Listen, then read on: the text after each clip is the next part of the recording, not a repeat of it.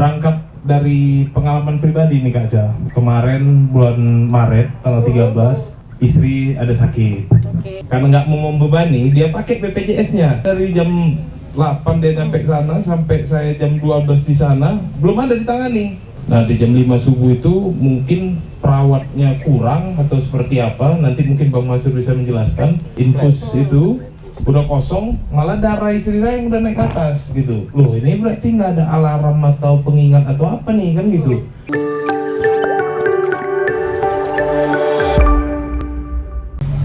Oke, assalamualaikum warahmatullahi wabarakatuh. Hai sobat milenial Sumatera Utara. Hari ini bergabung lagi dengan channel kita. Di hari ini kita bergabung di acara Millennial Youth Forum Volume 2, di mana volume pertama itu sudah dilaksanakan di Padang Lawas Utara, mengambil tema mengenai creative entrepreneur dan creative thinking. Nah, untuk hari ini, tema yang akan diambil adalah terkait tentang sinergitas tenaga kesehatan, pemerintah, dan fasilitas kesehatan guna pelayanan kesehatan yang optimal. Mungkin semuanya pada penasaran untuk apa sih dibuatnya forum ini, Millennial Youth Forum ini, gagasannya seperti apa. Sebenarnya Millennial Youth Forum ini dibentuk sebagai wadah untuk para milenial untuk membuka wawasan baru terkait isu-isu saat ini. Juga sebagai forum, sebagai wadah untuk para milenial untuk membuat gagasan terbaru terkait ide-ide atau hal-hal yang bisa mengembangkan potensinya, juga mengembangkan masyarakat sekitarnya.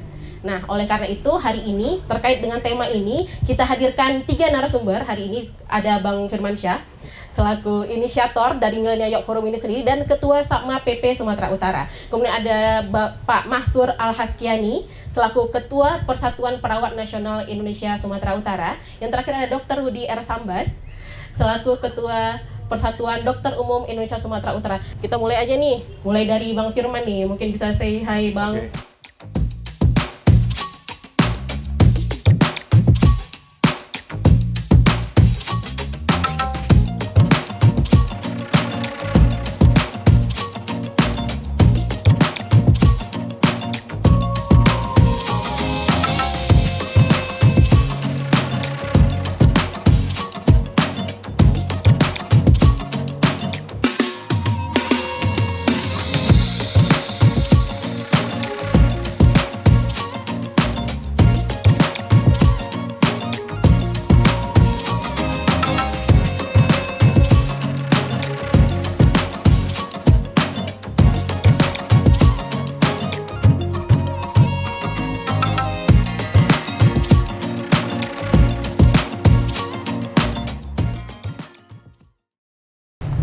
Halo, assalamualaikum warahmatullahi wabarakatuh.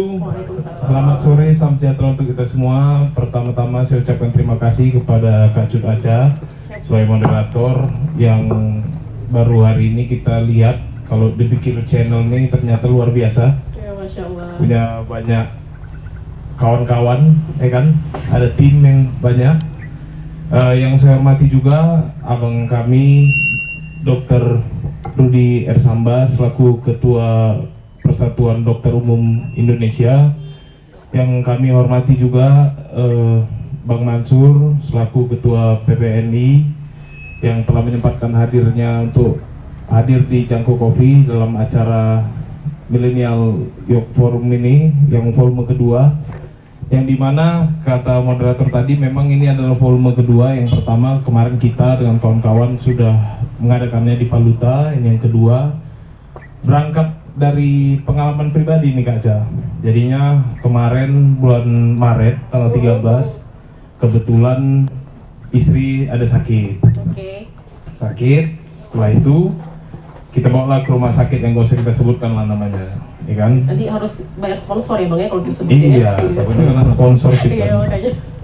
Karena ini kan banyak nih kegiatan hari ini. Iya, benar. Dia satu amplop pun belum ada kan, jadi nggak bisa disebut. Benar. Kita biar nyantai ya Bang Mansur ya. Kalau kita sebutin rumah sakit kita harus kasih amplop dong ke sini jadinya. Iya lah, kan ada anak-anak yatim yang mau kita santuni hari ini. Benar. Gimana ceritanya? Jadinya sampai jam 5 subuh saya dengan istri saya itu di rumah, saya bujuk dari malam, ayo ke rumah sakit. Dia nggak mau, sampai jam 5 subuh saya tidur. Tiba-tiba jam 10 pagi saya bangun, dia udah nggak ada. Rupanya dia udah pergi ke rumah sakit. Ya kan, dia dengan ibunya. Nah, saya telepon, di mana? Di rumah sakit ini, gitu. "Oh, dari tadi malam dibujuk ke rumah sakit, kok nggak mau ke rumah sakit? Nggak tertahan lagi kok, mungkin ya. kok saya tidur baru ke rumah sakit?" gitu loh. "Ya nggak enak nyusahin karena kamu sibuk belakang ini," gitu. Waduh, Manis sekali. gawat ini ya kan. Berangkatlah saya langsung ke sana, nyampe di rumah sakit itu kira-kira jam 12. Ternyata istri saya ini yang teladan kali ini, karena nggak mau membebani, dia pakai BPJS-nya. Oke. Alhasil dari jam 8 dia nyampe ke sana sampai saya jam 12 di sana belum ada ditangani karena BPJS itu kan. Jadi saya bilang, "Aduh, kok BPJS, udah kita alhamdulillah ada rezeki, jangan pakai jalur yang ini, kita jalur yang VIP saja gitu." Pindah ke VIP, baru dirawat segala macam semua, langsung berbeda lah nih, 180 derajat, langsung cepat semua penanganan. Setelah itu terjadi permasalahan di jam 5 subuh. Nah, di jam 5 subuh itu mungkin perawatnya kurang atau seperti apa, nanti mungkin Bang Mansur bisa menjelaskan. Jam 5 subuh itu saya terbangun, saya tengok ampul apa tuh dokter, NaCl tuh ya, yang infus itu ya, Flashnya, botol infus. infus itu udah kosong, malah darah istri saya yang udah naik ke atas gitu. Loh, ini berarti nggak ada alarm atau pengingat atau apa nih kan gitu. Saya panggil, terakhir udah datang, dicopot infusnya karena udah nggak bisa lagi dari tangan yang kiri, dipindahin tangan kanan nggak dapat, sini nggak dapat, di sini juga nggak dapat. Ya, karena kayak gitu kejadiannya, istri saya udah nggak mau lagi diinfus di situ. Trauma ya, Bang? Trauma dia. Mintalah dia pergi dari rumah sakit ini tadi. Dibilangnya, "Udahlah gini-gini apa." Terakhir saya bawa lah dia ke Malaysia. Terakhir dia berobat di KL lah. Alhamdulillah sekarang udah membaik. Dan sebelum saya berangkat ke KL itu, saya sharing-sharing juga nih sama apalah kawan-kawan orang tua saya yang ada dokter kan. Dijumpakanlah saya dengan Bang Mansur selaku ketua perawat, sharing-sharing, cerita-cerita. Bang Mansur ini juga yang merupakan menenangkan saya juga gitu. Maksudnya kalau waktu itu saya udah protes-protes aja nih sama Bang Mansur nih. Udah emosi "Nggak bener ya? nih Bang anggota Abang, Bang. Ini infus istri saya nggak bener nih, perawat nih gua dulu segala macam lah." Besoknya jumpa lagi dengan Bang Rudi gitu juga, "Bang, ini dokter ini kalau BPJS tak mau nengok kita, nggak mau segala macam lah." Jadi terakhir sharing dengan abang-abang ini berdua, terbukalah pikiran kita di sini. Saya harap acara kita ini juga bisa membuka pikiran kita semua gitu. Benar. Kalau saya kemarin kan sebelum jumpa abang-abang ini kan mikirnya saya bayar harus dilayani, nggak mau tahu kan gitu, mesti yang terbaik nih. Ini keluarga saya sakit kan gitu-gitu kan. Nah, melalui forum hari ini mudah-mudahan banyak hal-hal positif yang bisa kita terima nanti, menambah wawasan kita semua, sehingga sembuhnya keluarga kita ini kan tergantung kita, dokter, perawat, semua rumah sakit nih. Betul. Baru keluarga yang kita lagi obatin ini bisa sembuh kan gitu. Betul. Jangan nanti terjadi hal-hal yang sekarang ini sering viral tuh kan. Yes. Keluarganya datang, "Ini saudara saya mesti sembuh gini-gini apa segala macam," tanpa mempedulikan aspek-aspek yang lain gitu. Karena belum tentu juga rumah sakitnya makin besar, makin tambah besar, belum tentu juga nih isi dalamnya makin bagus kan gitu. Harus ada pengertian juga dari kita selaku pasien, jadi keluarga pasien. Betul. Karena kita nggak bisa mandang saya ke rumah sakit bagus, ini dokter harus on time, ini harus begini. Nah, ini mungkin nanti bisa dijelaskan sama Bang Rudi dan juga Bang Mansur di kesempatan yang sangat luar biasa ini. Saya juga terima kasih kepada seluruh kawan-kawan yang hadir, ada dari Sapma Pemuda Pancasila, ada dari BKM Masjid Al-Hikmah Jalan Kiwi, Pak Ustadz, dan ada komando inti dari Pemuda Pancasila. Saya rasa untuk pembuka ini dulu yang bisa saya sampaikan. Selanjutnya saya kembalikan kepada Kak Aca. Terima kasih. Oke, itu ya Bang. Sebelum kita pindah ke narasumber kita selanjutnya, pengen tahu nih kegiatan Abang saat ini itu di mana aja? Ya, ngapain aja nih Bang? Selain sebagai Ketua Sapma PP, mungkin ada kesibukan Abang yang lain? Oke, kebetulan kesibukan saya seperti tempat kita ini sekarang Kak. Ini Iya. kan ada coffee shop, Cafe ya. ngurusi kafe. Ada kerjasama juga di belakang buat lapangan basket sama beberapa kawan-kawan macam Akademi Basket Medan, ada Sip Strip juga di sini. banyak hal-hal lah ya. Kalau misalnya ngurusi Sapma, jangankan Sapma Kak, kita ngurusi kehidupan berorganisasi nih, dimanapun organisasinya nggak akan habis masalahnya, ada terus ya. ada terus, jadi itulah kesibukan kita ya, bersyukur aja Pak. Ya. Bersyukur aja hari ini kita masih bisa nambah Diberi kawan. kesibukan ya, masih nambah. bersyukur diberi kesibukan daripada bergabung ke kaum rebahan ya Bang ya. Itu Kak. Oke, siap. Untuk Dr. Rudi R. Sambas, dokter selain sebagai ketua dari Persatuan Dokter Umum Indonesia Sumatera Utara, dokter kesibukannya apa aja saat ini dokter? Iya, terima kasih. Assalamualaikum warahmatullahi wabarakatuh. Selamat sore, selamat sejahtera buat kita semua. Jadi alhamdulillah saya ini periode pertama saya ketua dokter umum di Sumatera Utara. Sebelumnya saya ketua Medan, alhamdulillah didukung dari beberapa kabupaten kota. Dan saat ini kami bersatu rumah dengan PPNI. Jadi ada PPNI, ada PDUI. Kemana PDUI, kemana PPNI, ada kami. Nah, jadi sepaket gitu ya. Kami sepaket. Jadi alhamdulillah, terima kasih Bang Firman sudah menyatukan kami lagi kemarin kami memang lagi sibuknya ke lapangan ke daerah. Jadi ini ya momennya luar biasa. Jadi memang banyak kami ini biasa di lapangan ya, jadi ya itu tadi Bang Firman, orang rumah pun jadi galau deh. Nah, abang ini pigi-pigi aja katanya. Jadi saya kesehariannya biasa kalau paginya saya pegawai negeri, saya di Langkat, sore saya buka praktek. Ya alhamdulillah saya juga di Rumah Sakit Bayangkara Polda. Jadi saya sebelum waktu itu saya PNS, saya honor di Dokes Polda. Dan alhamdulillah saya sekarang PNS pagi di Langkat, sore saya praktek di Bayangkara Polda. Jadi saya juga menyempatkan meluangkan waktu untuk ngurus organisasi yang mana saya suka jiwa-jiwa korsa. Dalam artian kita dari dulunya memang pejuang. Ya alhamdulillah 2013 saya memperjuangkan dokter umum yang mana mereka masih butuh STR gitu kan. Jadi kita berjuang, ya kita sama-sama berjuang, alhamdulillah selamat. Jadi Sumatera Utara itu disitulah naik karir saya sebagai ketua dokter umum. Jadi saya diamanahkan kemarin begitu. Jadi alhamdulillah saya berjumpa dengan Bang Mansur dan rekan-rekan organisasi profesi lainnya. Kita masih banyak Bang Firman. Ya kemarin sudah sempat kita komunikasi sama Mbak Bu Betty ya, bidan ya. Bu Betty, ya. Beliau berhalangan, dan kita juga ada IAI ya, apoteker, ada Pak Gustama, dan kita sering kolaborasi dinas kesehatan gitu kan. Jadi alhamdulillah kita tetap solid di dalam organisasi profesi kesehatan. Jadi terima kasih sekali lagi Bang Firman untuk silaturahmi yang luar biasa ini. Jadi kalau menyikapi yang tadi yang Bang Firman langsung yang Mbak Aca, kalau kami sih dari dokter umum ya, karena kami ini udah disumpah Mbak Aca mau Bang Firman. Kami ada sumpahnya salah satunya menolong.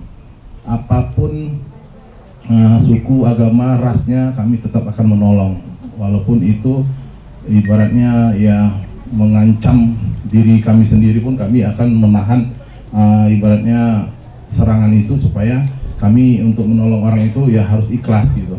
Tanpa ibaratnya ya memang sih kita kembali juga ya, hidup ini kan butuh masukan makan apa semua itu kan harus kita seimbangkan. Jadi kalau masalah kita pelayanan di rumah sakit itu saya tidak sepakat kalau ini pasien dibeda-bedakan. Kenapa? Karena kita sumpahnya itu tidak ada membeda-bedakan, kita sama.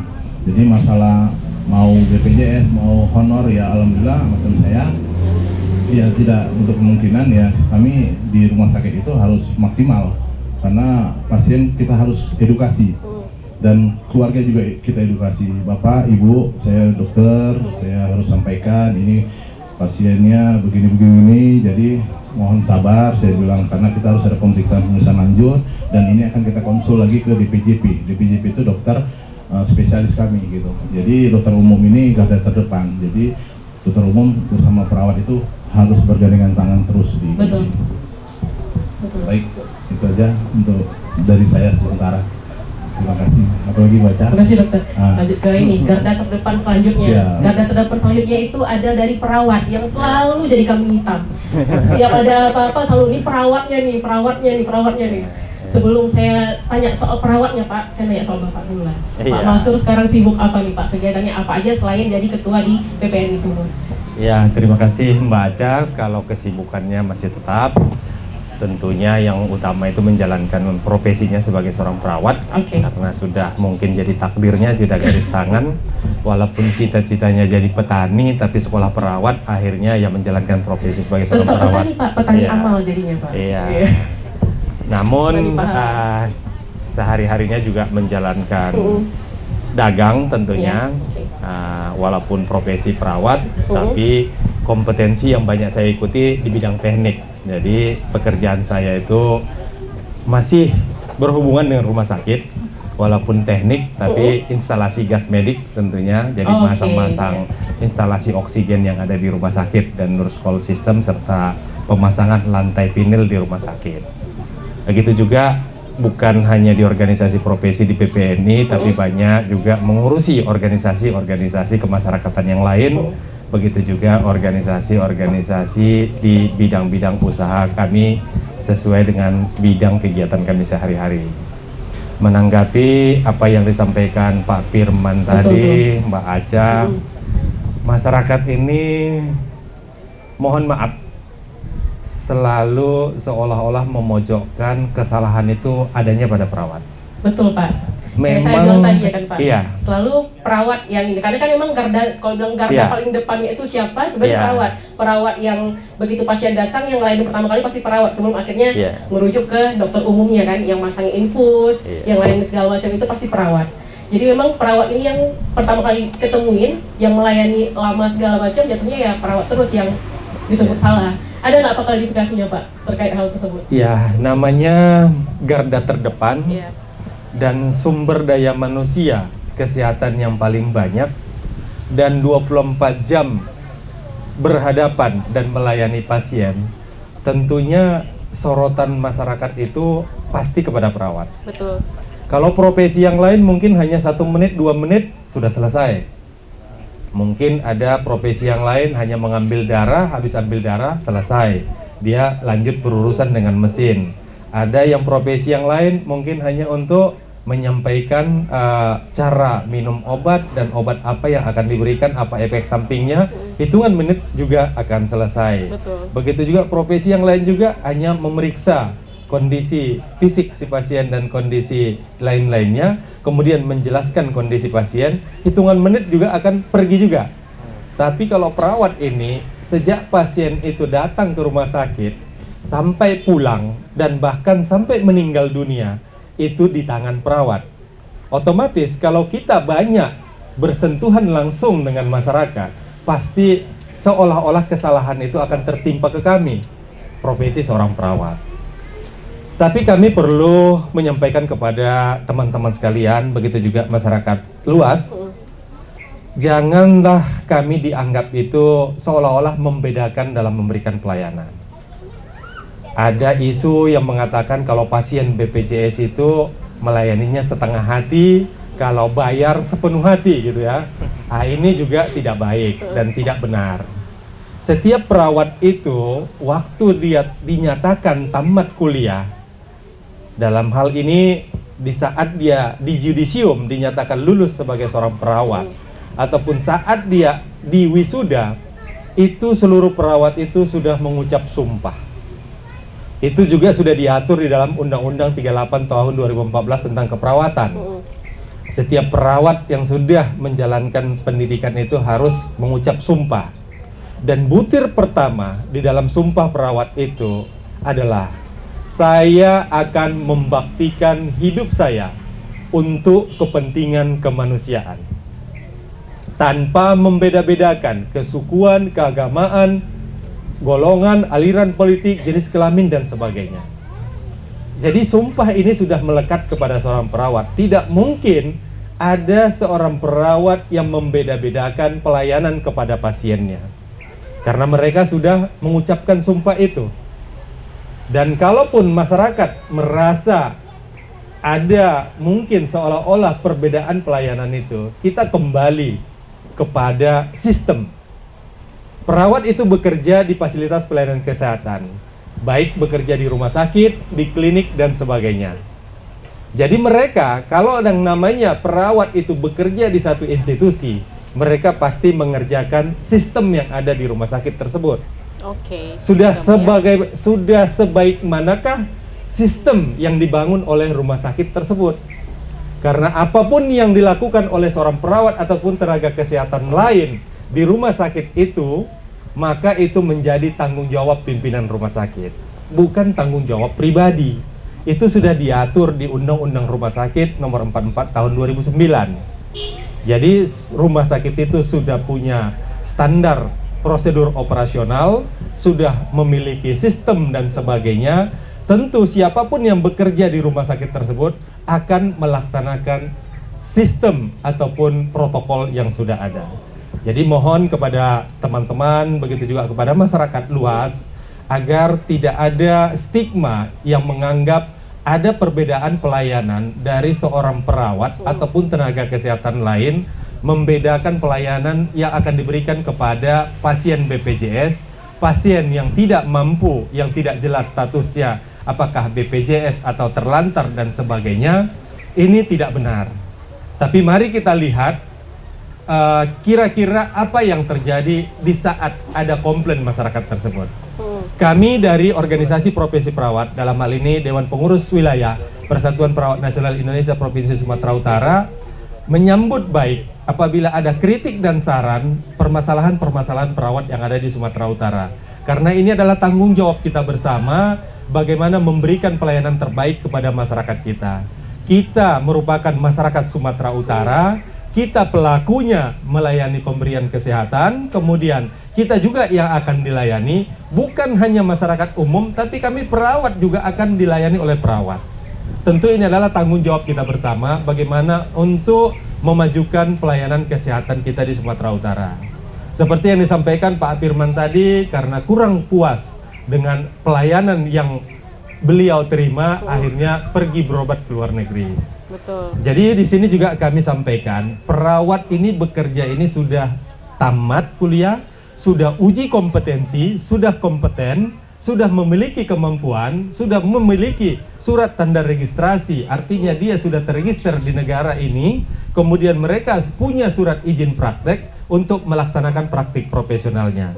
Dimanapun dia melaksanakan praktik profesionalnya, itu pasti tidak akan ada perbedaannya. Buktinya perawat di Sumatera Utara ini juga banyak yang bekerja di luar negeri. Saat ini juga pemerintah Singapura sangat mengharapkan perawat-perawat dari Indonesia untuk ditempatkan di rumah sakit pemerintah di bawah Kementerian Kesehatan Singapura. Itu buktinya bahwasanya perawat-perawat kita ini sangat profesional dan sangat handal. Di sini perlu pengkajian kita bersama. Apa yang terjadi di rumah sakit di Sumatera Utara sehingga masyarakat kita itu mengeluhkan pelayanan yang ada di Sumatera Utara dan akhirnya berobat ke luar negeri, contohnya ke Penang, ke Kuala Lumpur, ke Singapura dan sebagainya. Itu mungkin Mbak Aca, jadi saya juga kurang setuju kalau perawat ini dianggap membeda-bedakan pelayanan, karena kami sudah mengucapkan sumpah itu dan saya yakin kalau kita sudah mengucap sumpah itu tidak akan mungkin kita langgar. Karena kalau kita langgar tentu akan berlaku hukum karma. Apa yang akan kita lakukan itu juga nanti karma yang akan berlaku kepada kita. Terima kasih. Terima kasih. Menarik nih Pak, menarik mengenai yang Pak bilang tadi mengenai sumpah yang pasti semua tenaga kesehatan pasti sudah diangkat sumpahnya untuk melakukan yang terbaik kepada pasien yang tidak ada pembedaan segala macam. Menariknya lagi, berarti si yang melanggar sumpah ini bisa kita sebut oknum lah Pak ya, oknum perawat mungkin yang belakangan ini kalau Bapak ikutin, kalau milenial ini kan biasa kan Pak, memang dunianya itu adalah, dunia keduanya adalah gadget, malah lebih sering di gadget daripada mungkin di dunia nyata.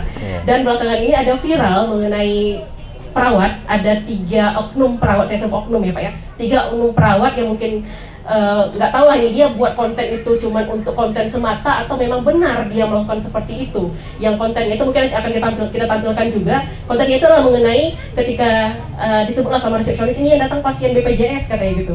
Kemudian mereka kayak ngulur-ngulur waktu, nantilah gitu, nantilah. Tapi ketika kemudian berbalik lagi, disebut sama resepsionis bahwa yang datang itu adalah pasien biasa, pasien umum. Ini sebenarnya fenomena seperti ini menurut Bapak, tanggapan Bapak seperti apa? Apakah benar murni konten biar dia viral aja, atau memang di beberapa tempat terjadi seperti ini diakibatkan oleh manajemen rumah sakit yang tidak sesuai? Boleh tanggapi mungkin Pak? Iya, inilah namanya zaman milenial, zaman digital. Betul. Semua orang kepingin viral. Bukan hanya di rumah sakit perawat yang kepingin viral. Banyak juga manusia ini di jalan tol pun kepingin dia ditabrak biar viral gitu ya. Akhirnya ketabrak betulan ya? Akhirnya ketabrak betulan, mati dia, mati konyol gitu.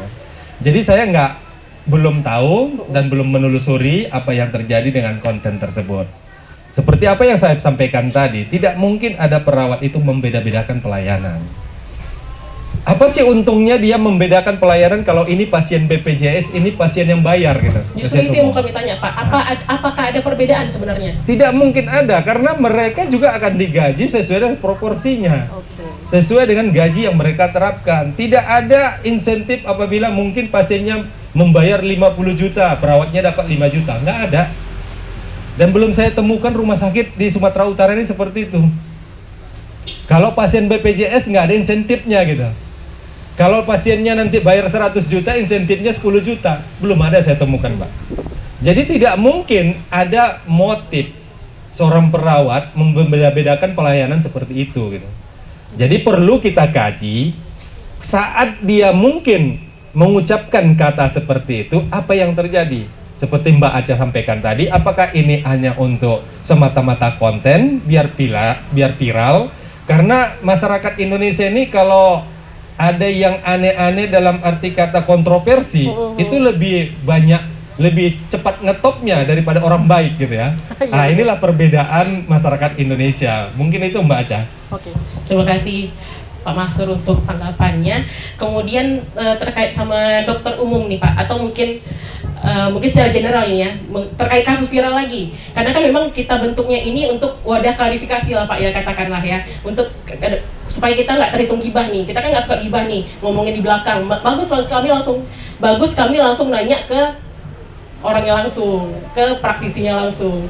Kalau Bapak boleh saya tanyain soal yang belakangan ini terjadi di Rumah Sakit Adam Malik Pak, yang mengenai ada pasien ngetes darah katanya bulan depan ya datang lagi untuk ngambil hasil tes darahnya. Kemudian dia datang tuh di bulan depannya. Ketika di bulan depan dia datang, hasil yang didapatkan adalah mohon maaf Pak, belum selesai tes darahnya. Bapak balik lagi di 2 minggu ke depan.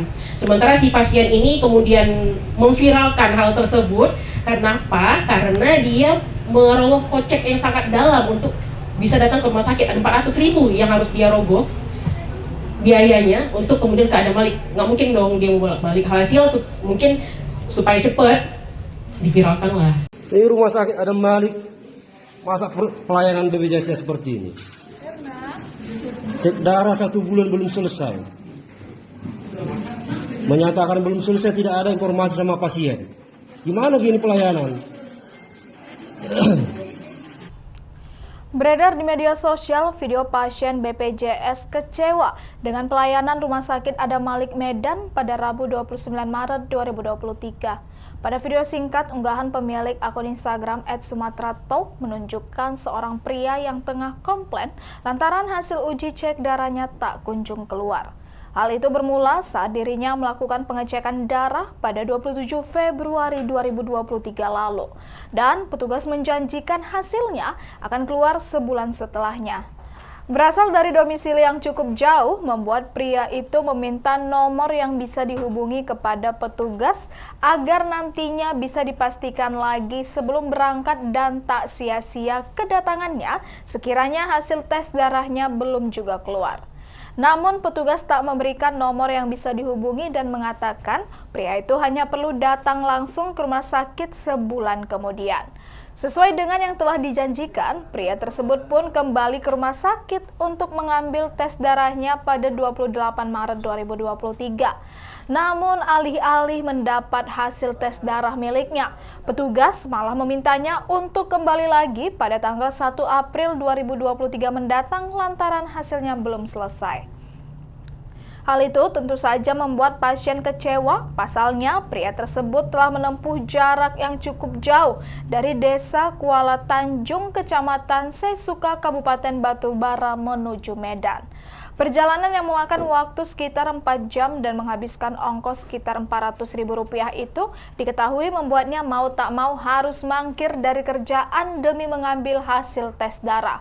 Maka tak heran pria itu begitu marah kepada petugas rumah sakit yang seenaknya menyuruhnya kembali lagi lain waktu dan terkesan menyepelekan dirinya yang merupakan pasien BPJS Kesehatan. Petugas rumah sakit yang tengah berjaga tampak sibuk mengurus beberapa berkas pria itu saat ia tengah mengomeli mereka. Ikuti terus berita menarik lainnya, jangan lupa like dan share seluruh akun Tribun Medan.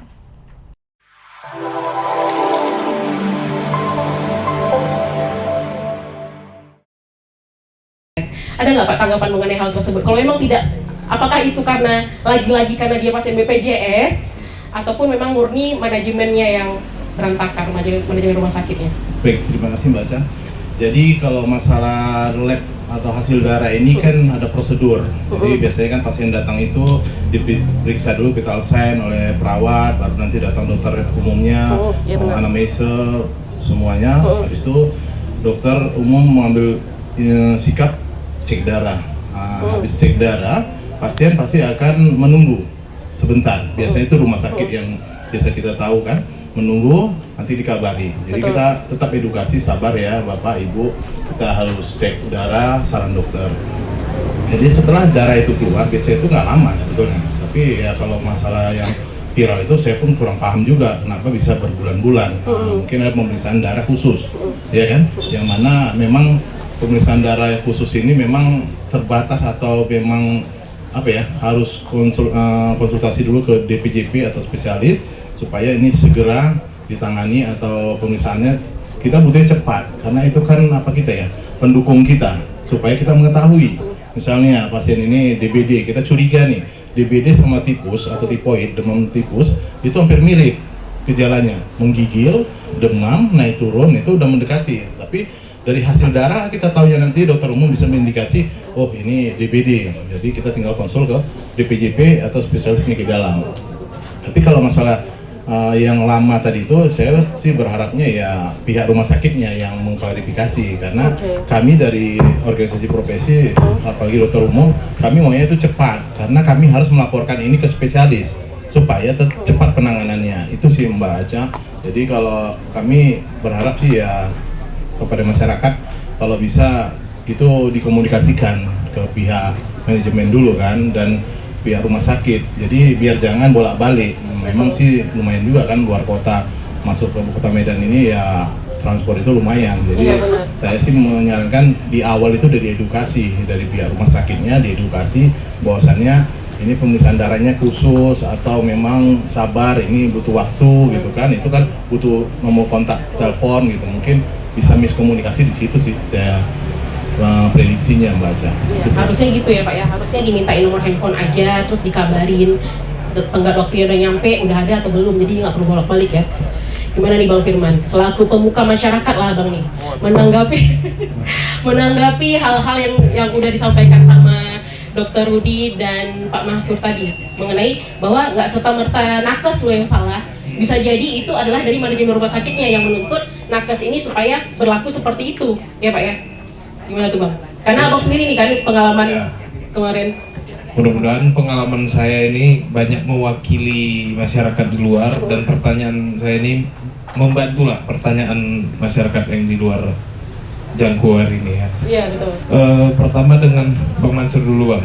Memang saya sepakat Bang. Maksudnya sebagai pimpinan perawat, Abang tak mungkin pula gak menekankan yang benar mana benar untuk perawat anggota-anggota Abang ini. Cuman kan melalui kasus viral ini daripada ini simpang siur terus.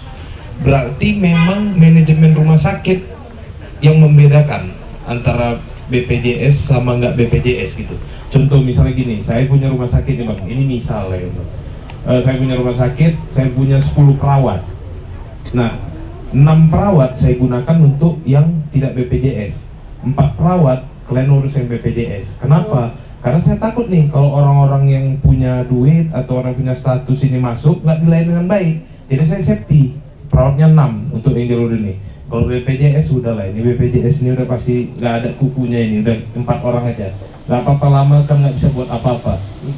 Contoh, maksudnya walaupun ini mungkin kedengarannya kasar kali, tetapi gambarannya seperti itu, gitu Bang Mansur. Apakah saya yang punya rumah sakit ini kan takut nih, saya optimalkan aja nih untuk pasien-pasien yang lebih proper dengan perawat yang lebih banyak, lebih bagus gitu.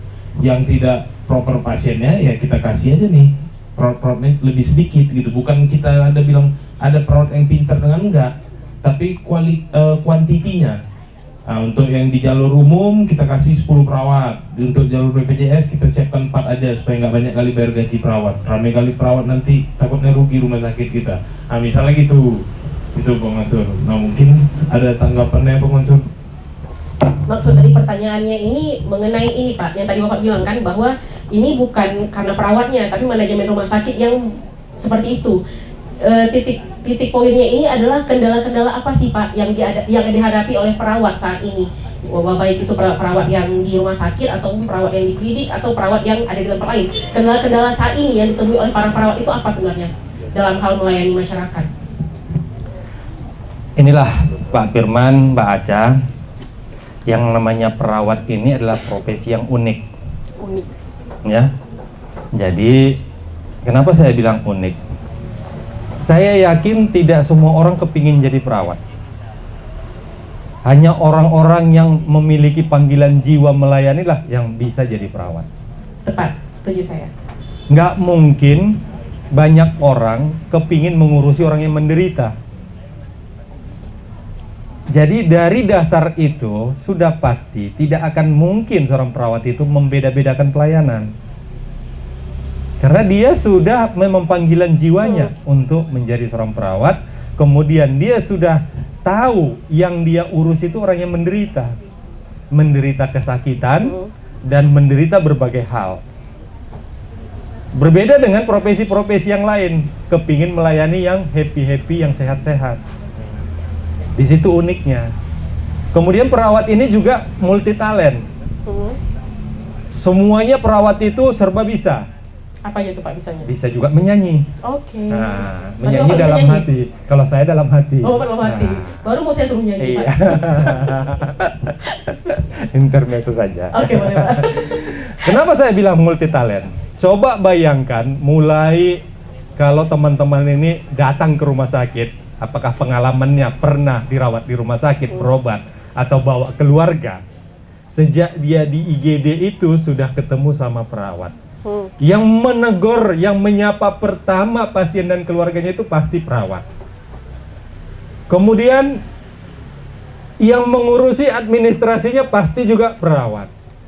Berarti bukan cuma sebagai profesi perawat dia, juga sebagai tenaga administratif.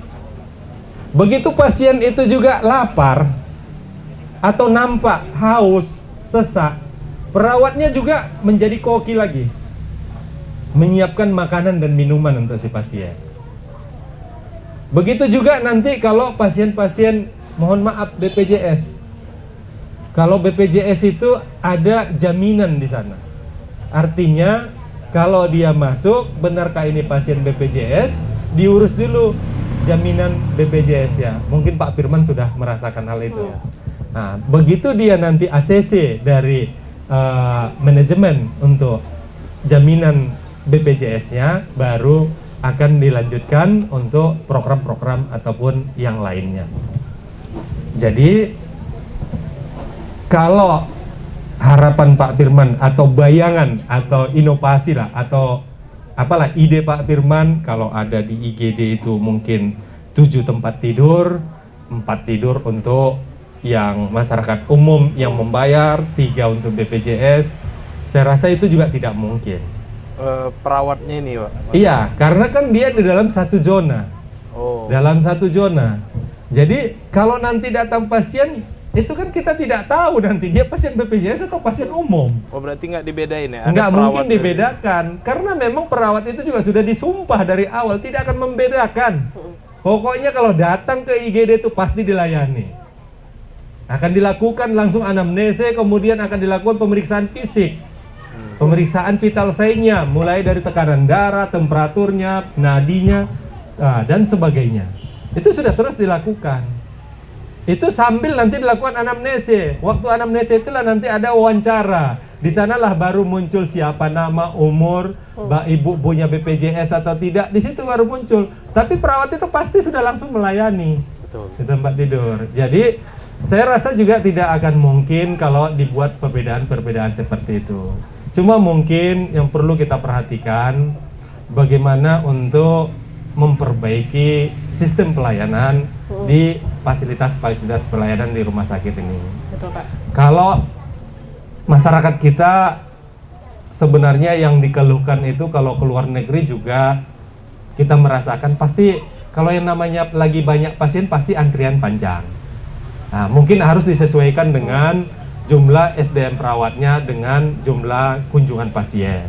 Itu juga harus dipikirkan. Yang kedua, bagaimana dia itu bisa menjalankan profesinya semaksimal mungkin. Jangan terlalu banyak pekerjaan-pekerjaan lain yang harus dilakukan perawat. Seperti yang saya sampaikan tadi, hanya perawatlah di dalam fasilitas pelayanan rumah sakit itu yang multi talent, mengerjakan semuanya. Mulai dari tadi mengerjakan profesi sebagai perawat, kalau si pasien tadi aus, lapar, menyiapkan makanannya, kemudian orderkan obatnya juga perawatnya lagi, memberikan obatnya dia lagi, kemudian mengurus administratifnya dia lagi, kemudian bahkan kalau ruangan itu kotor, masih perawatnya lagi yang jadi cleaning service-nya. Coba bayangkan pekerjaan sebanyak ini yang harus dipikul oleh seorang perawat gitu. Dan perawat itu juga tidak akan mengeluh karena dia merasa ini pekerjaannya. Tapi dengan banyaknya pekerjaan-pekerjaan yang dilakukannya yang bukan murni dari profesinya, inilah yang membuat waktunya tersita, pikirannya semakin tersita, dan sebagainya. Dan kemudian dituduh lambat dalam Dituduh melayani. lambat. Nah, coba bayangkan kalau pasiennya datang muntah atau berdarah-darah tadi. Pasien datang lagi yang lainnya. Mana yang lebih prioritas? Apakah dia sambil membersihkan ada pasien yang lain yang datang atau dibiarkannya darah itu bersimbah di lantai? Tentu pasien yang datang itu juga tidak nyaman. Terkadang hal-hal seperti itu, sewaktu pasien itu datang secara beruntun, banyak hal-hal yang terjadi seperti itu. Sehingga dianggap pelayanan itu lambat gitu. Jadi kita harus lihat situasinya dalam kondisi apa yang terjadi. Seperti halnya pengalaman Pak Firman tadi. Di ruangan itu sampai darahnya naik infus. Kita tidak tahu waktu jaga malam itu perawat di ruangan itu berapa orang. Dan berapa pasien yang dilayani dalam satu area tersebut. Dalam satu nurse station namanya. Satu meja perawat, berapa perawat yang berjaga, berapa pasien yang dia rawat. Berapa perbandingannya? Kalau nanti ada 20 atau 30 pasien yang sedang dirawat dan kondisinya juga kondisi yang agak sedang-sedang berat. Sementara yang jaga 3 orang. Semua butuh pertolongan perawatnya. Tentu perawatnya juga akan sana ke sini dan tidak akan cukup waktunya. Dan disinilah perlunya kita lihat situasinya, apakah kondisi yang seperti itu yang terjadi saat itu. Jadi kalau terjadi seperti itu, harusnya pihak manajemen sudah harus tanggap, tambahkan jumlah perawat yang akan jaga malam nanti malam. Gitu. Nah, mungkin pada siang hari kan sudah ketahuan ini, ada 30 pasien yang dirawat dalam satu nurse station. Satu meja perawat itu menghandle sekian kamar, sekian tempat tidur, ada umpamanya 30 pasien. Sudah tahu 30 pasien, ada 10 yang agak-agak berat kondisinya. Dalam hal normalnya mungkin yang perawat yang berjaga itu hanya 3 orang atau 4 orang yang nanti jaga malam. Seharusnya jaga sore itu, jaga siang itu sudah dipikirkan manajemen, itu ditambah jumlah SDM-nya yang akan dilemburkan. Jadi ini yang juga jadi masalah. Seringnya perawat disuruh lembur, tapi gajinya nggak lembur. Nah, itu juga kembali. Ya, Pak, ya? Nah, bayangkan juga seorang perawat dituntut harus senyum, disuruh harus melakukan sentuhan kepada pasien. Dia sendiri masih lapar. Gimana orang lapar bisa tersenyum? pasti mukanya meringis gitu ya. Nah ini juga harus kita pikirkan. Dan Manusiawi saya ya, Pak, ya? juga, ya itu manusiawi. Manusiawi. Dan saya melihat masih banyak rumah sakit dan klinik di Sumatera Utara ini yang belum menghargai harkat martabat profesi perawat. Masih memberikan upah yang minim. Kerja maksimal tapi upah minimal. Nah, ini juga harus dipikirkan. Dia lagi susah, makannya belum tentu bagus. Gimana dia gaji minimal tadi untuk melakukan pola hidup sehat, untuk membantu orang sakit untuk sehat. Dia sendiri pun belum sehat gitu. Iya. Belum sehat jiwa raganya. Jadi itu juga harus dipikirkan. Kalau memang kita mau meningkatkan pelayanan kesehatan di Sumatera Utara, pikirkan juga bahwasanya perawat atau tenaga kesehatan ini adalah aset. Bukan hanya aset rumah sakit, tapi aset bangsa. Kalau aset ini dijaga dan dirawat dengan baik, tentunya ini pelayanan ini akan semakin baik dan semakin berkesinambungan. Itu mungkin Mbak Aca, tanggapan kami. Baik Pak. Oke. Gimana tuh Bang? Bang Firman langsung mau nanggapin nih, langsung mau nanggapin terkait hal yang ditanyakan. Benar Pak, sekali saya setuju tuh kendala-kendala yang sebenarnya manusiawi ya Pak ya, terkait dengan tidak meratanya tenaga kesehatan di setiap rumah sakit atau di setiap klinik. Nggak usah kita kalau kita ngomongin di Medan aja, pelayanan ini seringkali juga lebih kacau ketika di daerah, karena nakesnya juga lebih sedikit ketika di daerah. Ketidaksamarataan jumlah nakes ini sendiri yang bikin pelayanan itu jadi nggak sama warna. Di Medan pelayanannya mungkin sedikit lebih bagus daripada daerah ya, karena kurangnya tenaga kesehatan yang benar juga. Kayak saya kan lumayan sering tuh Pak jadi pelanggan di rumah sakit jadinya ya. Jadi benar kayak kata Bapak, memang kalau perawat ini dia A sampai Z memang dilayani sama perawat. Mulai dari datang pertama kali, apalagi kalau kita datang sendiri kan dibantu tulisin, sampai akhirnya jadi koki dan bahkan jadi keluarga kita ketika di rumah sakit. Mungkin perlu diperhatikan memang kesejahteraannya. Oke, berarti Bang Mansur jawabannya dari sekian itu, manajemen rumah sakit yang harusnya lebih diperbaiki. Iya, lebih ke situ ya Pak. Karena perawat tidak mungkin membeda-bedakan. Tetapi kalau manajemen rumah sakit nggak menempatkan 10 pasien dengan optimalnya 10 perawat, hanya menyediakan 5, ya pasti 5 lagi ini terbengkalai. Belum lagi ditambah harus senyum ya kan, ditambah makanan pasien, ditambah segala macam. Berarti memang manajemen rumah sakit lah yang harusnya lebih profesional, lebih paham situasi kondisi di nurse station, apa laporannya mesti maksudnya mesti bersatu padu berarti. Betul. Manajemen rumah sakit dengan perawat, apa info, pasien nambah, tambahkan perawatnya, gitu-gitu ya. Baik, saya cukup puas lah Kak Aca. Cukup puas. Cukup Oke, puas. cukup puas. Karena dari tadi kan saya salah-salah nih menerawanginya. Iya, dan pertanyaan begini, iya. apakah begitu, Betul. apakah begini, gitu kan. Dan pertanyaan yang Bang Firman tanyakan itu adalah pertanyaan yang mewakili seluruh masyarakat. Karena apa yang Bang Firman tanyakan itu adalah apa yang dipertanyakan masyarakat, di benak masyarakat saat ini, Pak. Pak, betul. Jadinya kalau misalnya masyarakat yang nonton ini atau yang lihat ini, Mungkin kalau terbuka ada pikirannya. Iya, kalau ada benar. perawatnya yang salah-salah, salahkan manajemen rumah sakitnya, karena perawatnya itu mungkin tertekan juga di sana. Betul. Cari yang punya rumah sakit atau manajemen operasional atau apa. Nah mungkin itu lebih berkompeten. Jangan dimarah-marahi perawat ini, karena perawat ini itu tadi kayak kata Bang Mansur tadi, bisa jadi chef, bisa jadi cleaning service, bisa jadi administrasi, bisa jadi nyuntik, segala macam. Saya rasa itu mungkin kita kembalikan ke Kak Aca. Oke, terima kasih Bang Firman. Dokter Rudi, ini kan kita ngomongin sakit-sakit terus nih dok dari tadi.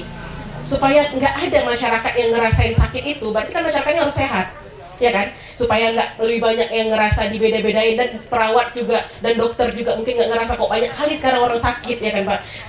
Boleh nggak Pak kasih tips atau kasih wejangan kepada kami anak-anak milenial sekarang yang lebih banyak nongkrong, udah nggak peduli asupan, udah nggak peduli kegiatan, gimana caranya supaya kami jadi sehat Pak dan nggak perlu ke rumah sakit? Ngopi jam 2 pagi yo. Ngopi jam 2 pagi. Padahal jam 2 pagi itu waktunya badan untuk istirahat, buat buang-buang racun ya dokter ya. Jadi ini malah dipakai buat ngopi. Mungkin bisa nih Pak kasih tips-tips untuk kami supaya hidup sehat, supaya nggak perlu ke rumah sakit, nggak perlu dapat drama-drama segala macam. Jadi ya saran sih sebetulnya Mbak, ya sama juga seperti nakes-nakes ini, ya kan butuh istirahat juga. Iya. Jadi kepada rekan-rekan dan masyarakat, saya sih sarannya sebaiknya itu ya memang kita harus mengatur waktu kita sendiri gitu. Karena kalau kita yang nggak mengatur manajemen istirahat kita, ya ini akan kebobolan. Ya ujung-ujungnya ke rumah sakit. Makanya betul kata iklan itu. Jika sakit berlanjut hubungi Dokter. Jadi baiknya jangan sakit ya biar Iya. bisa ketemu dokter. Betul, makanya kita harus mengatur manajemen kita lah sebagai masyarakat atau manusia biasa yang nggak luput dari dosa ini. Ya. Jadi kita harus memang ya menyesuaikan pada saat memang harus beraktivitas itu. Ya sarannya baiknya itu makan vitamin itu pagi. Oke. Ya, kalau malam biasanya pada suami itu pasti akan mengganggu pasangannya. Nah, karena vitamin itu kan memacu jantung biasanya Oh, memacu supaya semangat. jantung, sobat. Nah, Baru dia Jadi jangan minum vitamin pagi Pagi-pagi. karena akan iya, mengganggu. kalau malam mengganggu istri, ya kan? Kalau malam mengganggu istri, kalau pagi mengganggu jantung. Iya Pak ya? Enggak, Oh bekerja. enggak, pagi Jantung bekerja. kan memompa tuh, Oh iya saya oke. supaya kita beraktivitas. Oke. Nah, itu sih tipsnya, ibaratnya makan vitamin itu ya itulah. Jadi orang berpikirnya itu makan vitamin itu malam, ya kan? Biar besok pagi fresh. Kalau saya saran jangan dulu, karena itu akan mengganggu situasi istirahat malam. Karena kita akan mengganggu pasangan kita. Ya itu ujungnya memang lelah kan. Iya. Nah besok nggak semangat lagi atau tergantung. Kalau dia memang harus mengejar apanya besok pagi ya memang harus istirahat full. Jadi untuk rekan-rekan yang milenial gitu terutama, ya itu jangan diikuti, itu bagi yang udah berpasangan. Oke. Nah, jadi yang belum berpasangan, tolong diatur manajemen untuk istirahatnya. Karena kita sama seperti sepeda motor dan mobil ya kan. Kalau nggak ada istirahat ya selesai lah kita, ganti oli, jebol mesin, ya terpaksa kita masuk showroom ya kan, diganti oli, dibongkar mesin. Sama rumah sakit ini sama seperti showroom, ya kita masuk ya kan, di repair kita, diperbaiki, cek darah, foto apa semua, ya kan istirahat total, bed rest. Sama seperti mobil, nggak bisa dipakai, dan orang masyarakat di rumah sakit pun kan nggak bisa beraktivitas, jadi dia nggak bisa mencari nafkah. Betul. Nah, jadi saran saya kepada rekan-rekan yang masih muda, ya sebaiknya itu juga menjaga stamina, karena ini bulan puasa juga cukup lumayan kan kegiatan. Kalau nggak ada kegiatan macam kemarin pandemi, terus terang ya kami sama Pak Mansur luar biasa, kami diminta oleh Bapak Gubernur ya kan untuk membantu menjadi relawan COVID Sumatera Utara. Alhamdulillah. COVID ya, Pak, ya? Iya, kami 2020 kemarin. Tapi alhamdulillah kami juga berhasil bagaimana membuktikan bahwasannya nakes ini siap dimanapun kami berada. Jadi masalahnya ya memang tenaga kami kan butuh juga asupan vitamin. Ya itu tadi menyinggung masalah honor atau puding lah kami bilangnya kan.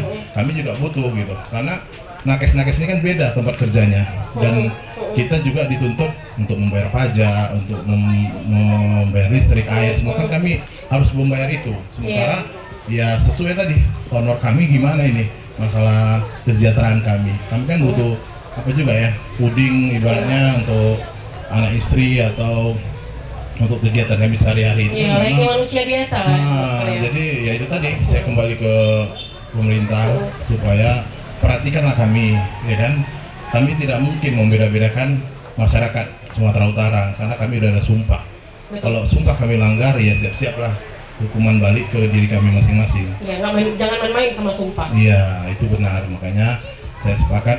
Ya, terima kasih pada Bang Firman.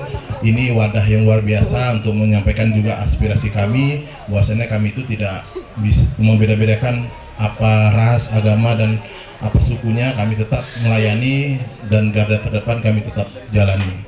Itulah tugas kami sebagai dokter umum. Itu Mbak. Terima kasih dokter. Nih terakhir nih Bang Firman. Sebelum kita tutup sesi talk show kita ini, aku pengen abang itu kasih satu pesan terkait dengan tema kita hari ini lah, terkait tema kita hari ini dan dukungan pemerintah di dalamnya mungkin untuk pesan untuk pemerintah, tenaga kesehatan dan juga untuk anak-anak milenial sekarang. Silakan Bang Firman. Oke, tapi sebelum saya menyimpulkan ke sana Kaca, ada Oke. satu pertanyaan juga nih untuk Bang Rudi. Oke, silakan, Mungkin mewakili silakan. banyak masyarakat Ya. juga kan. Jadi pertanyaan untuk perawat aja nih Bang. Enggak. Enggak ya semua ya. Oke. Dokter, kalau misalnya banyak orang bilang kan ada penyakit tuh paling ramai masuk angin. Nah, pertanyaan saya, betul nggak masuk angin itu ada penyakitnya? Yang kedua, kalau katanya kan semua penyakit itu berasal dari pikiran. benar apa enggak? A2 ini pertanyaannya. Masuk angin tuh betul ada penyakitnya enggak orang masuk angin? Karena sering kali nggak kerja, kenapa masuk angin? Masuk angin gitu. Kenapa masuk angin? Tapi orang yang suka ngawang-ngawang tuh juga sering masuk angin sih kawan itu beda lagi ya. Itu beda lagi. Itu beda lagi, oke beda. Makanya kita mau naik sama dokter nih kan. Gimana tuh dok? Tanggapannya mengenai masuk angin. Ya, baik. Obat yang paling banyak laku di apotek dan di Indomaret juga obat tolak angin itu. Oh iya betul. Nah, jadi kalau saya melihatnya betul. Jadi kalau dibilang masuk angin itu sebetulnya kami bilangnya itu seperti kembali ke medisnya ya. Itu sebetulnya naik asam di lambung gitu biasanya. Faktor pemicunya biasa memang pikiran nomor satu itu utama. Memang kita menyarankan kadang ya untuk pasien jangan banyak pikiran, jangan dipikiri yang udah lalu atau yang nanti kita tenang aja dulu karena ini kan lagi dirawat ini kan tidak boleh banyak pikiran. Dia pasti mikirin keluarganya atau apanya. Jadi kalau yang namanya masuk angin itu ya kami kembali ke ke medis kami kan, kesehatan. Sebetulnya itu manajemen kita juga, kembali ke manajemen istirahat atau kegiatan pola hidup kita. Jadi kalau yang namanya asam lambung udah naik, itu kan bahasa awam aja ya. Itu biasanya kalau dia terlambat makan atau dia salah minum atau salah makan, itu akan naik asam lambung, memicu menyesak dia. Jadi dibilang angin duduk. Nah, lari ke sana nanti. Angin duduk. Biasanya kami bahasa medisnya itu kolik abdomen. Nyeri perut hebat gitu. Pada wanita kalau haid kan nyeri perut bawah ya kan. Nah, ini naik dia ke atas, rasanya menyesak gitu ya. Tapi kadang kata orang, loh tadi dia baru duduk di sini kok tiba nggak, itu banyak lagi pemicunya. Bisa ada stroke, ya kan? Bisa nanti nyesak itu memang mengkhawatirkan. Jadi dia akan menekan pernapasan kita. Jadi larinya awam bilang angin dan bisa bilang angin duduk gitu kan. Jadi saran saya ya kalau sudah ada riwayat asam lambung itu sebaiknya memang harus segera konsultasikan ke dokternya atau memang harus dikonsumsi obatnya sendiri. Makanya hari ini kita kan bulan puasa nih. Nah, ini sensitif nih. Banyak lumayan nih orang berobat ke rumah sakit itu dengan keluhan yaitu masuk angin dibilangnya. Padahal kita periksa ya ini asam lambungnya meningkat dan menyesak. Ya ujungnya kita bilang ya ke DPJP atau spesialis ini kolik abdomen, nyeri perut hebat. Jadi kalau itu tidak kita tangani ya akhirnya pasien bisa gawat. Nah, di sini yang kadang orang awam harus juga paham bahwasannya masuk angin itu ya sama dan seperti asam lambung lagi naik. Ya, jangan sembarangan minum alkohol atau soda atau yang berwarna lainnya. Ya sebaiknya itu minumnya air putih hangat. Dan satu lagi yang saya ingatkan, kadang kita disuruh dokter itu puasa, ya kan? Misalnya mau operasi, mau pemeriksaan lain itu puasa. Jadi kadang masyarakat ini memikirkan puasa itu tidak makan, tidak minum. Kalau tidak makan saya sepakat, tapi tidak minum saya belum sepakat. Kenapa? Karena kalau minum berwarna berasa itu nggak boleh. Tapi minum air putih itu wajib. Kenapa? Karena itu kan kita kan nggak ada zatnya, warna steril dan putih, ya kan? Tidak pas pemeriksaan dia tidak ada terdeteksi naik gula, apa kan itu biasa. Zat warna, zat apa yang mengganggu pemeriksaan tadi. Kalau air putih tadi kan sebetulnya boleh, tapi tidak boleh banyak, syarat aja. Kadang kan masyarakat ini, dok saya dari tadi belum makan, belum minum, belum. Ibu puasa suruh dokter spesialis, iya. Tapi saya nggak makan, ya boleh, ya itu wajib. Kalau mau diperiksa darah, tapi puasa saran, dia tidak boleh makan. Minum dan berasa dan berwarna itu saran tidak boleh, tapi air putih boleh sedikit. Kenapa? Karena nanti ibu bilang, gue puasa mau operasi ini cukup lumayan padat ya, ibaratnya streng kali gitu. Tapi saran saya boleh, tapi basa-basa bibir nggak apa-apa. Tapi jangan dijadikan puasa itu memang harus jadi tersiksa dia jadinya. Nah, itu kan harus kita klarifikasi juga bahwasanya puasa itu memang ya kita menahan juga. Kali ini macam bulan puasa ini menahan juga haus dan apa segalanya, tapi ya tetap baiknya sebelum sesudah sahur makan obatnya biar mengamankan asam lambungnya tadi dan firman. Jadi itu sih sarannya tetap kepada rekan-rekan yang punya riwayat asam lambung dan sering masuk angin, sebaiknya itu konsultasikan ke dokternya supaya biar baik jalannya. Oke? Itu aja Bang Firman. Terima kasih banyak dokter. Udah Bang, lanjut. Oke, jadi Kak Aca kenapa nanya? Firman nanya masalah masuk angin karena sama sering masuk angin? pikiran itu bukan. Jadi Karena pemerintah kalau yang lihat ini berarti besok masuk angin deh Dok. Oh. Karena ini kan ini pemikiran semua nih kan. Kita udah ngumpul di sini kan. Karena kan kita menyebarkan info yang real sebenarnya. Betul. Yang mana selama ini selalu nakes yang kena tuahnya, yang kena kambing hitamnya nih. Iya. Nakes yang berlaku semena-mena karena banyak yang bilang itu karena fee-nya nggak cocok, makanya pelayanannya jadi berbeda. Tapi hari ini di forum ini akhirnya terbuka lah semua bahwa bukan karena nakesnya tapi karena manajemen rumah sakit dan karena pemerintah gitu ya. Ya, mungkin dari sini ke depan saya sama nih siap menjadi tempat pengaduan masyarakat. Oke. Yang dimana kalau misalnya pengaduan masyarakat nih di satu rumah sakit tembus daripada 10, kita akan minta pemerintah untuk copot aja izin rumah sakitnya. Karena dia udah banyak menekan sana sini nih berarti. Kalau ada 10 keluhan di rumah sakit A, laporkan dengan saya, sama-sama kita copot izinnya dengan pemerintah. Kita minta pemerintah copot izinnya. Sampai dia berdiri rumah sakit, kalau hanya menyengsarakan perawat, menyengsarakan dokter umum, menyengsarakan pasiennya. Sampai dia buka rumah sakit. Kita copot aja izinnya rame-rame, kan gitu, cocok kan Bang? Jadi saya rasa saya mewakili Sabma Pemuda Pancasila Sumatera Utara mohon maaf lahir dan batin, minal aidin wal faizin, dengan abang-abang sekalian juga, dengan semua yang hadirin yang hadir di Jangkau Coffee ini. Saya mohon maaf kalau ada perilaku dan kata kami yang tidak pada tempatnya, menyinggung perasaan saudara-saudara sekalian. Saya mohon dimaafkan. Kepada Allah SWT saya mohon ampun. Saya rasa itu aja Kak untuk penutup. Oke. Terima kasih banyak Bang Firman selaku inisiator dari forum kita hari ini, forum yang sangat luar biasa ini. Harapannya bakalan terus ada volume 3, volume 4, volume 5, and so on. Supaya makin banyak isu-isu sosial lainnya yang bisa membuka pikiran kita bahwa sebenarnya yang terjadi saat ini, yang beredar isunya saat ini belum tentu itu yang terjadi sebenarnya. Belum tentu itu adalah hal sebenarnya yang terjadi di dalam. Sekarang ibaratnya kayak gunung es. Yang kelihatan di atas bisa jadi yang di dalam itu lebih besar daripada itu yang terjadi. Kita nggak pernah tahu. Makanya dengan adanya forum seperti ini membuka wawasan kita, khususnya anak-anak milenial yang sekarang itu mencari informasi dari sosial media, dari berbagai platform termasuk dari YouTube. Nah, harapannya ditonton sampai selesai video kita ini karena banyak sekali informasi-informasi yang nggak ada di source yang lain.